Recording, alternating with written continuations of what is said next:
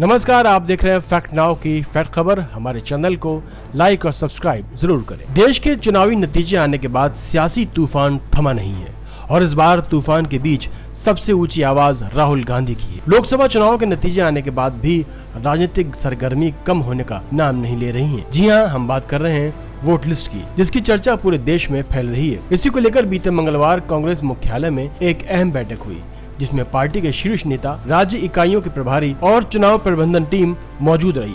हाल ही के चुनाव में मानी जा रही गड़बड़ियों और वोट चोरी के आरोपों पर चर्चा और आगे की रणनीति तय करना था।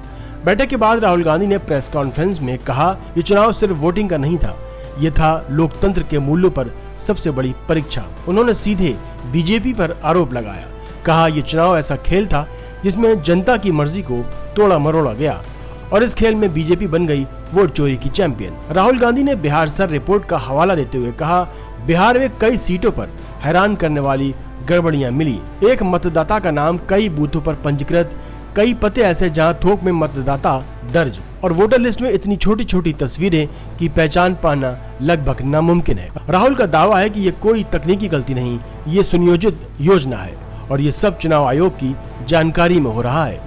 लेकिन कहानी सिर्फ बिहार तक सीमित नहीं। कर्नाटक में आरोप है कि वोटिंग के दिन मुस्लिम और दलित बहुल इलाकों में मशीनें बार बार खराब हुईं, जबकि बीजेपी के गढ़ों में मशीनें बिना रुकावट चलती रहीं। उत्तर प्रदेश में कई सीटों पर गिनती के शुरुआती राउंड में विपक्ष आगे था, लेकिन आखिरी राउंड में नतीजे पलट गए।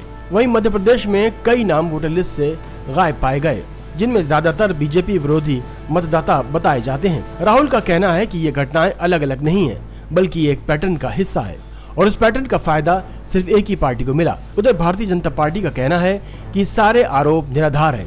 बीजेपी नेताओं का तर्क है कि जनता ने राहुल गांधी और कांग्रेस को नकार दिया और अब वो हार का ठीकरा सिस्टम पर फोड़ रहे हैं। बीजेपी का दावा है कि ईवीएम पूरी तरह से सुरक्षित है, वोटिंग पारदर्शी रही और चुनाव आयोग ने प्रक्रिया को निष्पक्ष रूप से संचालित किया। राजनीतिक बयानबाजी के बीच देश के सामने एक बड़ा सवाल खड़ा है, क्या ये वाकई जनता का असली जनादेश है या फिर लोकतंत्र के रास्ते में कोई अदृश्य दखल था?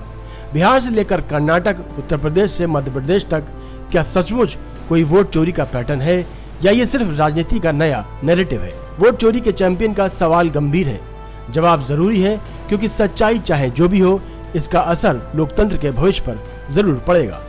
देखते रहिए फैक्ट नाउ की फैक्ट खबर।